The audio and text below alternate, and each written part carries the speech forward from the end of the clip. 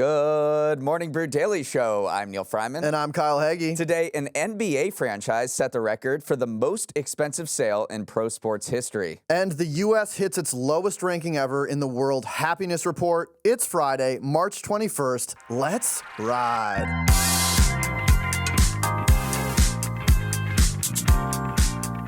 Kyle's here. Let's go. Manu Ginobili, sixth man of the year, is back to fill in for Toby today. Kyle, how are you feeling this Friday? I'm feeling great. It's good to be back in the Manu Ginobili spot. So ever since buy now, pay later giant Klarna filed for an IPO last week, it's been inking partnerships left and right. And its latest move yesterday raised a lot of eyebrows and led to a lot of jokes. It made a deal with DoorDash to put its payments tech into the delivery app. So now you will be able to pay for your DoorDash burrito or pad thai in 4 equal interest-free installments or even defer payments until what Klarna calls a more convenient time. Kyle, are you on board with eat now, pay later? I think I'm on board. I feel like I'm doing something wrong. My Grubhub orders, my DoorDash orders, they've never been that big. Like, should I be ordering more stuff? And I need to be hitting like triple digits here? No, that's not. I don't think that's the wild point here. It's just to establish Klarna as the go. I mean, yes, this is the business strategy behind it, to establish Klarna as sort of the go-to payments portal that you go to whenever you buy anything. Doesn't matter the size, but obviously the size of the order of what you typically do on DoorDash is not that big, right, which led to a huge social media joke fest around this news yesterday. I'm going for over $100 on Taco Bell later today. All right. Try it out.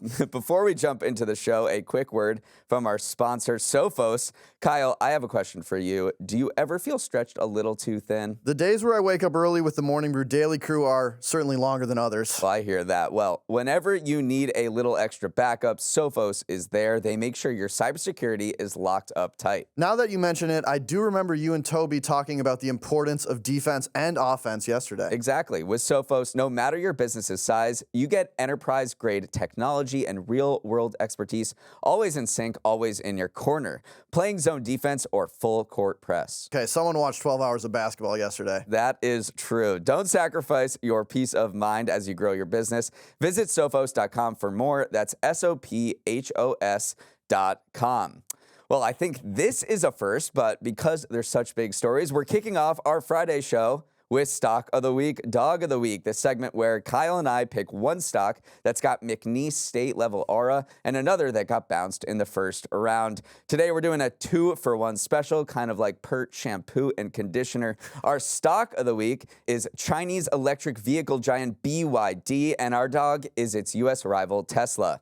BYD shares soared to a record high this week after making an astonishing claim. It said it had developed a new charging system that could add nearly 300 miles from 5 minutes of charging, or about how long it takes to fill up a tank of gas. This ultra-fast charging innovation was called a game changer by experts and rocked the auto world. Solving the problem of range anxiety and long charging times could convince more shoppers to choose BYD over competitors in China, the world's biggest market for EVs. As for Tesla, the company may be in its most turbulent stretch in its history. It issued another Cybertruck recall, number 8. Sales are in reverse. Sometimes violent protests have erupted across showrooms and charging stations, and major investors and analysts are calling for drastic changes as CEO Elon Musk emerges as the public face of the Trump administration. Shares are down nearly 5% this week, and they've fallen nearly 40% this year, the worst performer in the S&P 500. But let's start with BYD, Kyle. This Chinese car company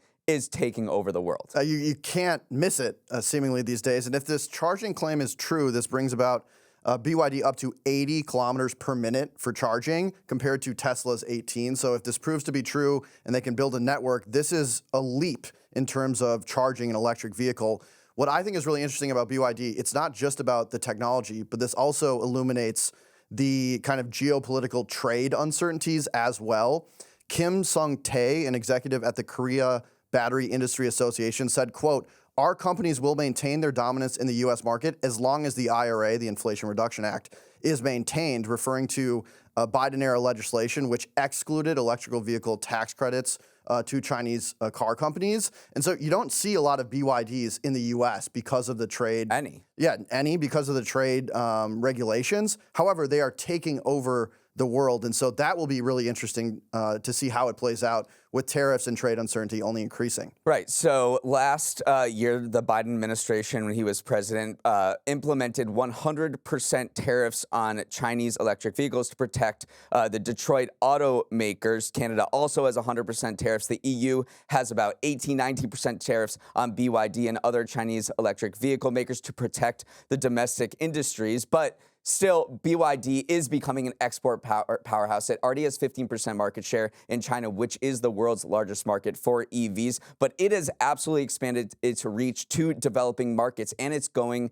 toe-to-toe with these other automakers in places like South Africa, Turkey, Chile, South America. In South Africa, China-made vehicles accounted for nearly 10% of sales last year, which is 5 times the volume sold in 2019. Go to Turkey, Chinese brands claimed an 8% share in the first 6 months of 2024. That's up from basically 0 in 2022. So you're seeing a global turf war being fought between really cheap and high quality Chinese cars, which it was crazy because they were not an export powerhouse at all. This was Germany and the United States domain and South Korea and Japan, but they are running that playbook, and we'll see whether they come to the United States shores, but it is unlikely given that there are 100% tariffs on BYD and other Chinese EVs to protect the local industry. Yeah, you're spot on. I mean, those stats you rattle off, China sends more vehicles abroad than any other country. Its passenger car exports surged nearly 20% to 4.9 million in 2024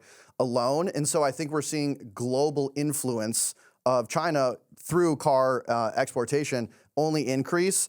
And it'll be really interesting to see how that plays out. The other thing is, going back to the technology, the self-driving technology that BYD has and is enabling everyone who buys a BYD car to get is also putting pressure on Tesla, where you actually have to pay for that feature. Right. So in China, where Tesla and BYD are going at it on the roads, Tesla charges you $8,800 to buy driver assistance features. BYD offers that for free. A number of other Chinese EV makers also offer driver assistance for free. So Tesla will certainly be facing pressure to bring those costs down, because when you're looking at whether to buy a Tesla or a BYD, that $8,800, if more consumers do want those driver assistance features, when you're looking at not paying anything or $8,800, which is nearly the cost of the cheapest BYD model, that can certainly go into your decision making. Let's move on to Tesla, the dog of the week. This company is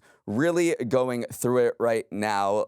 There was a major note published by an analyst who was one of the biggest Tesla bulls on Wall Street that is making waves this week. Dan Ives, who's at Wedbush Securities, said, "Let's call it like it is. Tesla is going through a crisis, and there is one person who can fix it, Musk. As someone who is a core bull and believer in the Tesla long-term growth story, I loudly urge Musk and the board to step up, stop being silent, and help resolve this crisis forming at Tesla." That's what I've said. And what the crisis he's referring to is all of this violence that has been waged against Tesla showrooms and vehicles across the United States and across the world as well.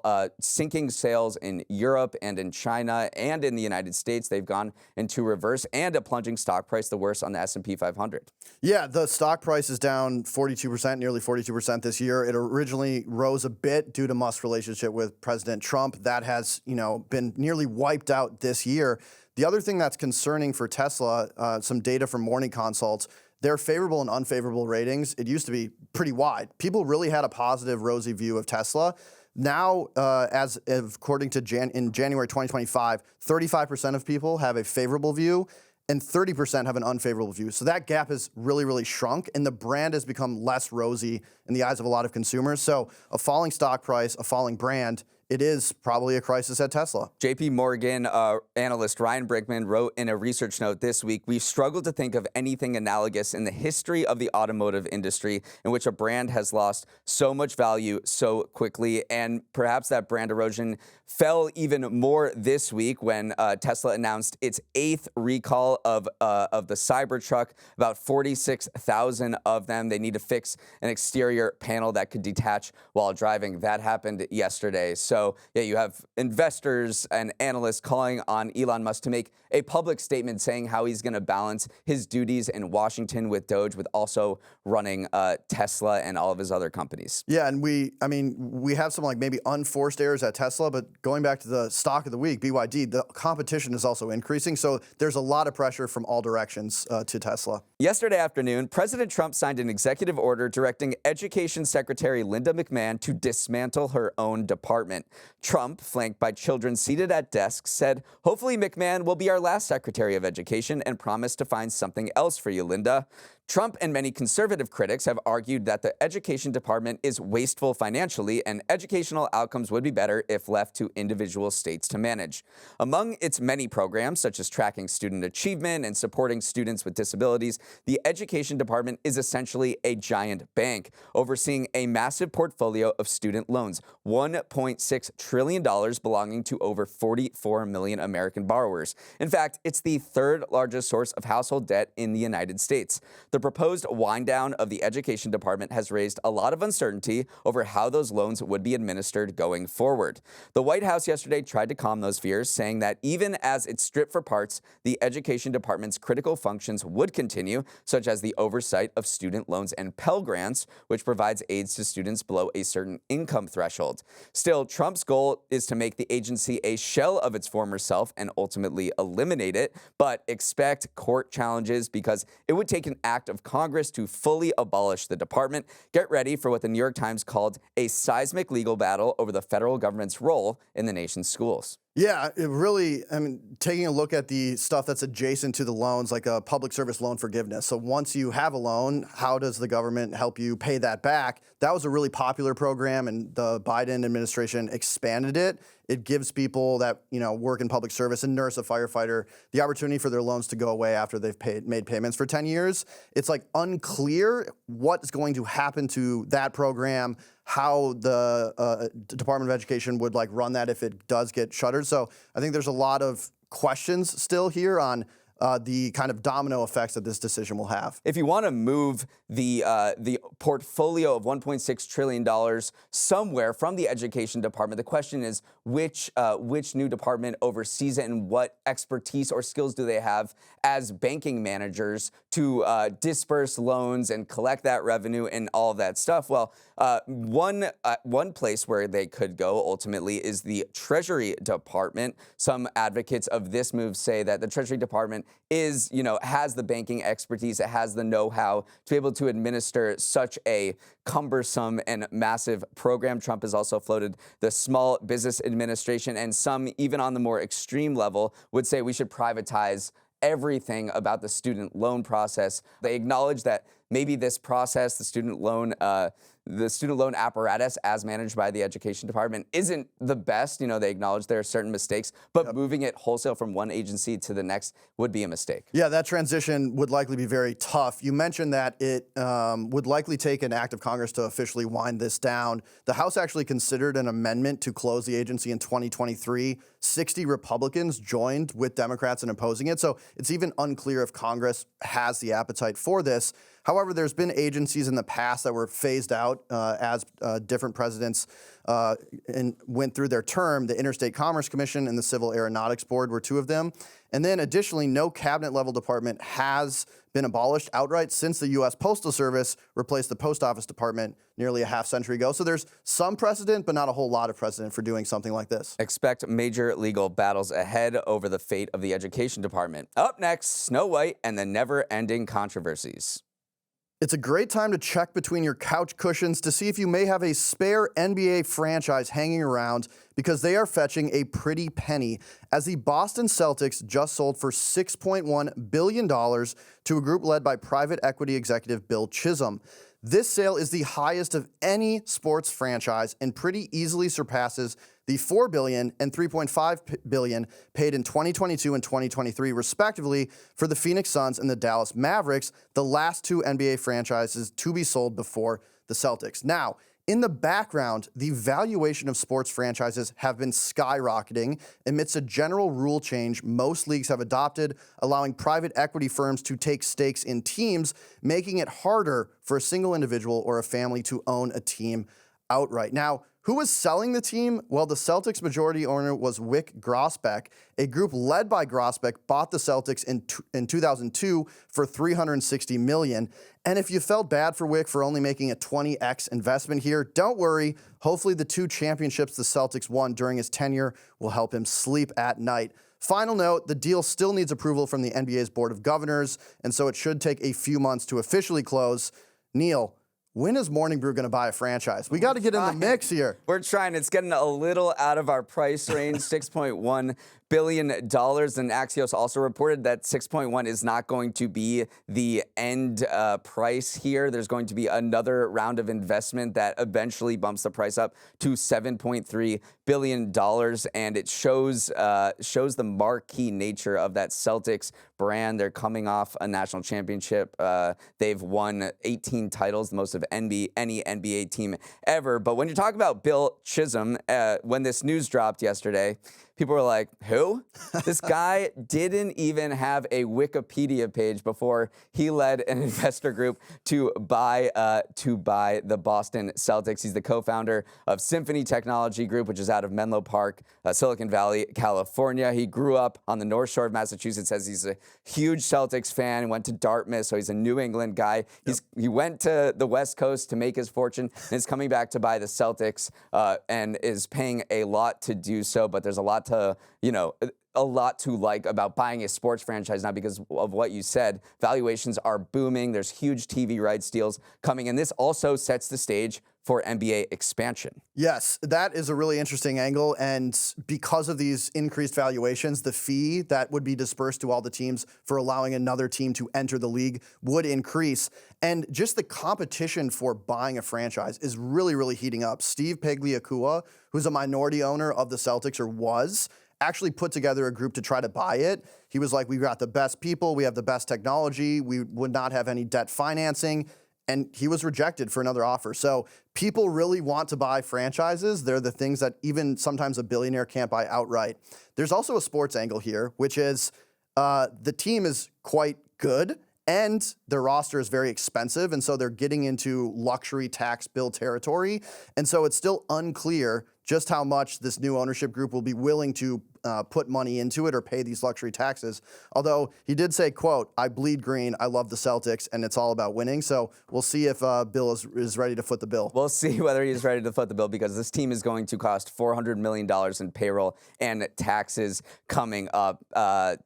Jason Tatum, Jaylen Brown, they're probably staying, but who knows about the rest of this team? Yeah, something to watch going forward. Let's move on to our next story. The new Disney remake of Snow White comes out today, and it's unclear which is more entertaining, the actual movie or the behind-the-scenes story of this movie's journey to the big screen, which makes eating a poisoned apple look like child's play. So here's the details, Neal. First, just some bad luck. COVID cases flare up in London just as production gets underway, forcing Disney to increase safety protocols, which starts to bloat the budget. Then one of the sets catches fire and has to be redone, and the 2023 actor strike and complication from Gal Gadot, who plays the evil queen, her pregnancy forced Disney to halt reshoots, do visual effects over again. Then, just on top of bad luck, people think Disney made a lot of unforced errors during the production of this movie. The star of the movie, Rachel Zegler, made some comments that people implied throwing shade at the OG Snow White movie, so some fans were put off by those. In addition, many thought Disney flubbed this response to some leaked images that came out from the movie, which had people concerned that they actually just scrubbed the dwarves entirely from the movie. On the other hand, stars like Peter Dinklage felt like the movie was perpetuating negative stereotypes. These unforced errors, I think, highlight the difficult cultural landscape Disney has tried to navigate over the years making this movie, seemingly angering people no matter what they did. The whole rollout could be summarized by the trailer stats, which have passed over 1.5 million dislikes on YouTube.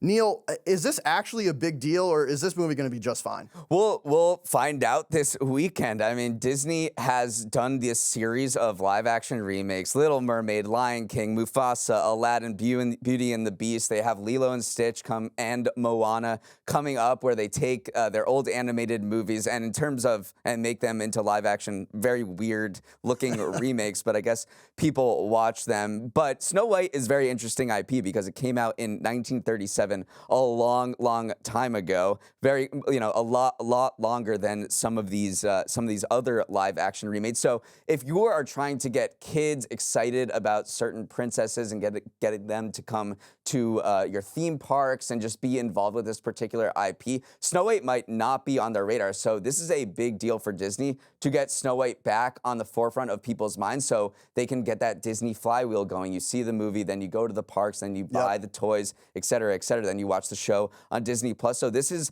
very important for Disney to get Snow White back on the forefront of kids' radars. Yeah, I think you hit the nail on the head, and there was actually these rumors that they might kick it to streaming, like, oh, this is not going to perform well, let's just put it on Disney+. The budget had risen to $270 million, and Disney Plus would have had to absorb those costs. And Disney has made this whole point of making their streaming much more profitable. So to the big screen, it's going to go. Based on ticket pre-sales and some surveys of moviegoers, Snow White, it's expected to collect between $45 million and $50 million at domestic theaters over the weekend, again, according to box office analysts. And so that's a decent number, but in the 15 years that the company has been producing them, none of these like big budget entries have exclusively arrived in theaters to less than $58 million. So this would actually be kind of a down round for Disney if it does hit those numbers as projected. These live action remakes do generally really well at the box office. Last year, Mufasa, the Lion King film, which you didn't even know existed, made over $713 million globally. Beauty and the Beast back in 2017 opened $175 million domestically. So reviewers said this was one of the better remakes of them all. Yeah, and David A. Gross, a box office analyst, actually said, never doubt the babysitter effect, which is if you're babysitting kids and you need to entertain a 6-year-old, you take them to the movies. Probably why I'd never heard of Mufasa, yet it did $700 million. So the babysitter effect might save Disney here. Finally, Happy Friday hits different today because the annual World Happiness Report ranking countries by how happy their citizens are just dropped, and I'm going to have to ask the creators of Nokia and an epic sauna culture to wipe that grin off your face. For the 8th year in a row, Finland was found to be the happiest country in the world, followed by fellow Nordic nations Denmark, Iceland, and Sweden, which was the same order as last year. Why are Finns so dang happy? Residents say there's a great deal of trust, connection, and knowing your fellow people have your back, especially when it's dripping with steam. Meanwhile, Americans continued their slide in happiness, with the U.S. falling to its lowest ranking on the list ever, 24th, down 1 spot from last year, and a plunge from a peak of 11th place in 2012. The drop is being driven by people under 30 who, according to Gallup, feel, quote, less supported by friends and family, less free to make life choices, and less optimistic about their living standards. This seems to be the case for all big high-income nations, with none of the large industrial powers ranking in the top 20 for the first time in the history of the report. Kyle, what was your takeaway from the happiness survey? I mean, my big takeaway is Finland is on a heater. They cannot be stopped. I actually love this report. I think people, when they hear World Happiness Report, think it's like a flimsy kind of study. It's actually it's done very, very well. So how they do this is it's a self-assessed life evaluation averaged over 2022 through 2024. And they take into account GDP per capita, social support, health life expectancy, freedom, generosity, and freedom of corruption. So it's actually a pretty robust survey. And going to the website and reading through it is really, really interesting. I do want to double click on the US and young people. Like, that was really, really not surprising to me, but pretty sad. Among the 143 countries surveyed, the US ranked 10th for people 60 and older, but 62nd for people under 30. And so it seems like young people in America are really not having a good time. I do have one qualm with the report, though. It went into how dining alone is kind of taking over the world, and that might be causing some sadness. I love dining alone. So I'm defending dining alone. I'm a very happy person. So I like dining alone. The rest of the report had a lot of interesting nuggets in there. And yeah, the U.S. young people angle is really, really sad. But let's talk about, I'm not going to use your corporate jargon with double click, but let's go into that dining alone thing. You say it's not a predictor of happiness, but the experts at the World Happiness Report say it's an incredibly strong predictor of happiness. They said meal sharing was a stronger predictor of well-being than income and unemployment combined, which is truly mind-blowing. And they said that meal sharing, or the lack of it, was one of the main reasons that the U.S. has continued to drop down the rankings. It found that 26% of U.S. adults said they ate every meal alone the previous day, which is a 50% increase between 2003 and 2023. The U.S. ranks 69th globally in meal sharing, which is not nice. Canada is ranked 53rd, which a little ahead, and the UK is 81st, so a little peer comparison there. But they do say that meal sharing is a big deal, strong predictor of happiness. I know. I guess I'm bucking the trend there. The World Happiness Report, too, like it has themes every year, and this one was all about like benevolence. And I actually think it's a maybe nice way to end. They found that most people think other people are less kind than they actually are. And if you like survey people on like how many people would pick up a wallet and return it to an owner, people think that no one would do that. But in reality, when they run experiments, almost everyone does. And they saw that this is actually a very powerful intervention. Stanford University did a study where they told people the actual reality of how kind others are, and it made everyone else do more kind acts and feel happier. And so I get a sense that we have the wrong perception of other people, and we actually are a lot nicer than we think, and that leads to more happiness. In Toronto, the expected rate of a returned wallet was just 23%. The actual number of returned wallets was more than 80%. Right. So I guess if we're going to leave you with anything this Friday, it's go share a meal with someone this weekend and trust that your fellow people are nicer than you think they are. I think that's a nice, happy note to end on. All right, let's wrap it up there. Kyle, appreciate you stopping by, and thank you for starting your morning with us. We've got an epic weekend on tap with the women's college basketball tournament kicking off today. Another big slate of men's games and a lot of meals shared with other people. Maryland, do not let me down. For any questions, comments, or feedback, send an email to morningbrew@morningbrew.com. Let's roll the credits. Emily Milliron is our executive producer. Raymond Liu is our producer. Olivia Graham and Olivia Lake are our associate producers. Uchenna Ogu is our technical director. Scoop Stardaris is on audio. Hair and makeup finally found where true TV is. Devin Emery is our chief content officer, and our show is a production of Morning Brew. Have a great weekend, everyone.